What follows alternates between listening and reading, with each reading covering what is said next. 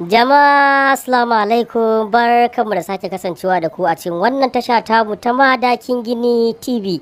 Tashar da muke kawo muku littattafan sarkin marubuta labaran yaƙi na nahiyar Afirka gaba ɗaya, wato Abdulaziz Sani Madakin Gini. To har yanzu dai muna ci gaba da kawo muku sabon littafi mai suna Wuta da Ruwa na Abdulaziz Sani Madakin Gini. Suna dan Malam Babura, ku yi mana subscribe, ku yi like, ku taba alamar ƙararrawa domin sanar da ku da zarar mun ɗora shiri a kan lokaci. Mun gode. Babu abin da zai baiwa mutum mamaki sama da duk wannan bakin gumurzu da Sira'i suke yi shi da Gimbiya Barlisa. Babu wanda ya ji su a cikin gidan sarautar saboda girman gundumar tata da kuma girman gidan sarautar gaba ɗaya. Domin a can ɓangaren ɗakin baƙi inda aka tsare Isan ba a san me yake faruwa ba. Al'amarin sarki Karutul Baraz kuwa lokacin da ya baro ɗakin taro na majalisa sai ya tunkari hanyar da za ta kai shi ɗakin baƙi, wato inda ya sa aka tsare Rais da Isan. Yana ɗan nesa da wajen ne ya ja an busa ƙaho, da jin hakan sai ya falfala da gudu ya ci gaba da tunkarar wajen. Da isarsa sai ya hango rufin saman ɗakin ya yage, ya tabbatar masa da cewa su Ra'is ne suka gudu. Kawai sai ya ci gaba da tafiya a hankali. Ko da dakarun da ke tsaron kofar ɗakin suka ga sarki sai suka zube ƙasa suka kai gaisuwa. Sarki ya dube sa fusace ce, kuna yin me tagwayen nan suka samu damar fasa saman ɗakin nan har suka gudu? Ta yaya ma suka iya fasa wannan rufin mai kaurin gaske haka? Babban cikin dakarun ya risina ga sarki cikin biyayya ya ce, ya shugabana, ai namijin ne ya gudu, amma ita macen tana ciki. Hakika mu ma mun yi matukar mamakin jarumtakarsa game da karfin dantsansa, ya kasance camkar aljani saboda zafin namansa. Amma na ga shugaban dakaru na tsaron gidan na ya bazama nemansa inda suka haɗu tasa ta ƙare. Sa'ad da sarki ya ji wannan batu sai ya ji hankalinsa ya ɗan kwanta saboda sanin cewa shugaban dakarun tsaro na gidan sarautar jarumi ne kuma sadauki na kwatance, wanda sarkin yaƙi ne kawai ya fi shi sadaukantaka da iya yaƙi. Sarki Karutul Baraz ya yi wa dakarun inkiya suka buɗe masa ɗaki ya kunna kai ciki ya iske Isan zaune akan kujera. Hankalinta kwance, babu wata alama ta damuwa akan fuskar tata. Ta kurawa sarki idanu tana murmushi. Sarki Karutul Baraz ya je ya zauna a wata kujera da ke fuskantar wacce Isan ke zaune. Ya dube ta, fuskar samurtake ce, menene shirinku a kanmu? Kuma me yasa dan uwanki ya gudu ya barki a nan? Shin baya tsoron zan iya cutar da ke? Sa'ad da Isan ta ji wannan tambaya ta sarki, sai ta miƙe tsaye tana murmushi, ta juya masa baya ta yi 'yar tafiya taku uku ta ce, ya kai wannan sarki, kai sani cewa da ku da mu kowa nasara yake nema akan abokin gabarsa. Da jin haka sai mamaki ya kama sarki ya ce, au, dama kun gane cewa mun san ku abokan gabarmu ne? Isan ta juyo ta dubi sarki, ta taho gare shi kamar za ta haɗa jiki da shi. Sannan ta ce, ai mun san kun yi bincike a kanmu, kun gano cewa mu ma'abota addinin gaskiya ne. Jama'ar mu da yawa sun shigo garin nan, kasa an yi musu kisan gilla saboda ka tsani addinin musulunci. To ka sani cewa yanzu mun zo birnin ka ne domin mu gabatar da addinin musulunci. Ko da jin wannan batu sai sarki ya fusata, ya ɗaga hannunsa ya kai wa Isan mari. Isan ta yi wuf ta rike hannunsa, ya ja hannun nasa domin ya kubce, sai ya ji ya kasa saboda wani irin riko da ya ji ta yi masa irin na sadaukai. Al'amarin da ya yi matuƙar bashi mamaki kenan da tsoro. Isan ta saki hannun nasa ta ce, duk abin da za mu yi, kada ka kuskura ka ce za ka taɓa jikina ko lafiyata, in ba haka ba kuwa duk abin da ka yi mini ɗan uwana zai yi wa Gimbiya ninkin ukunsa. Da jin wannan batu sai hankalin sarki ya tashi, ya juya da sauri ya fice daga ɗakin. Dakarun da ke tsaye a waje suka sake kulle Isan a cikin ɗakin. Isan ta yi murmushi, ta koma kan kujera ta zauna tana mai matuƙar farin ciki saboda sanin cewa haƙonsu ya kusan cimma ruwa ita da ɗan uwanta. Al'amarin Ra'is da Gimbiya Barlisa kuwa lokacin da suka kacame da wannan azababban yaƙi a cikin turakarta ya zama da cewa suna kai wa junansu sara da suka cikin baƙin zafin nama gami da ƙwarewa da jarumtaka. Sai Ra'is ya cika da mamaki irin jarumtakarta domin bai taɓa tsammanin cewa ta kasance jaruma ba haka.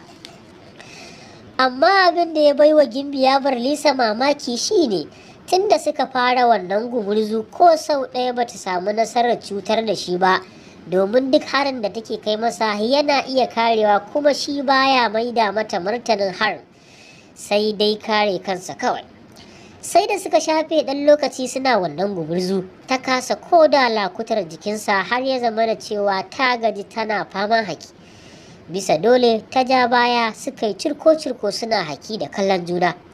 Ra'is ya dube ta cikin murmushi ya ce, ya ke Gimbiya, damar da na baki lokacinki ya ƙare, yanzu kuma nawa lokacin zai fara.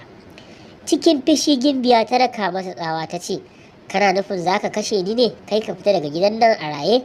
Ko me kake takama da shi akwai wanda ya fi ka, sai dai a fitar da gawarka. Ra'is ya kyalkyale da dariya ya ce, ya za a yi na kashe kyakkyawa kamar ki? Ai tafiya zan yi da ke a matsayin fursunata domin samun damar da za mu tilasta wa mahaifinki ya bar mu tallata addininmu na musulunci a wannan ƙasa taku. Lokacin da Ra'is ya zo nan a zancensa sai Gimbiya ta kyalkyale da dariya ta dube shi ta ce, wannan labarin naka ya fi kama da tatsuniya, zai fi kyau ka tara yara kai ta sharara musu ƙaryarka. Kafin Gimbiya ta gama rufe bakinta kawai sai ta ga Ra'is ya bayyana tsilim dab da ita tamkar kyaftawar ido. Kafin ta yi wani yunkuri ya shaƙa mata banju a cikin wani kyalle akan hancinta, nan take kanta ya faɗa kan kafaɗarsa ta kama bacci a tsaye. Ra'is ya yi murmushi na farin ciki. To a daidai wannan lokaci ne Sarki Karutul Baraz ya iso ƙofar shiga turakar Gimbiya yana sauri kamar zai tashi sama, kuma zuciyarsa na ta farfasa kamar za ta ƙone. Da isowarsa sai ya daka wa dakarun da ke tsaye a wajen tsawa ya ce, me kuke yi har wani ya zo ya shiga cikin turakar Gimbiya ba ku sani ba? Ɗaya daga cikin dakarun ya risina ga sarki ya ce, ran sarki ya daɗe, duba ka gani ai ƙofar turakar a rufe take, babu wanda ya isa ya shiga ba tare da mun sani ba. Sarki ya ƙara daka musu tsawa suka birgita ya ce, maza ku buɗe ƙofar nan ku shiga ciki ku duba ko ina, duk wanda kuka samu in dai ba Gimbiya bace ku kashe shi. Nan da nan kuwa aka ɗauko mukulli aka buɗe wannan ƙofa wacce kuyanga Shabina ta rufe. Dakaru suka zare makamansu suka ruga ciki, sarki na biye da su. Aka fara dube-dube amma babu Gimbiya, babu kowa a cikin tarakar, kuma babu alamar wani wuri da aka fitar da sabuwar ƙofa aka fita. Al'amarin da ya mutuƙar tayar da hankalin sarki kenan, ya kwala wa kuyanga Shabina kira ta fito da gudu daga ɓangaren kuyangi ta zube ƙasa gaban sarki. Sarki ya dube ta ya ce, ɗazu lokacin da Gimbiya ta dawo daga ɗakin walima ita da wate a tare. Shabina ta ce, ran sarki ya daɗe, ai Gimbiya ita kaɗai ce, kuma ni ta baiwa umarnin na rufe ta, za ta kwanta ta yi bacci kada kowa ya shiga inda take sai lokacin cin abincin dare ya yi da zo da tashe ta saboda za ta sha giyar ilimi. Ko da jin wannan batu sai hankalin sarki ya sake dugunzuma fiye da koyaushe, ya ta ƙarƙare ya kwarara bayu. Hakan ne ya sa dakarun tsaro na gidan sarautar masu ƙaho suka kama busa ƙaho, gida ya ruɗe, aka kama guje-guje ana neman masu laifin da suka shigo. Al'amarin Ra'is kuwa lokacin da Gimbiya ta kife kanta a kafaɗarsa ta ɗingire da baccin dole, sai ya sunkuce ta ya aza ta akan kafaɗarsa ya nufi wani ɗaki da ke can ƙarshen turakar tata. Da shigarsa ɗakin ɗauke da Gimbiya akan kafaɗarsa sai ya buɗe wata ƙofar mai ɗauke da matattakala zuwa gidan ƙasa a cikinta. Yana shiga ya janyo ƙofar ɗakin ya kulle, ya taka matattakala ya shige cikin gidan ƙarƙashin ƙasa. Ra'is ya yi tafiya a cikin wannan gidan ƙasa, sai da ya tafiya mai tsawo sannan ya iske wata ƙofar ya buɗe ta, ya fita ya ja ta ya rufe, sai gashi ya bayyana cikin daji a bayan gari.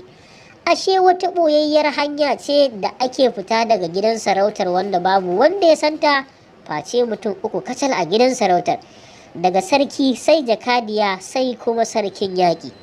Da bayyanar ra'is a wannan wuri na bayan gari sai ya nufi inda ya tanadi dokin da zai hau.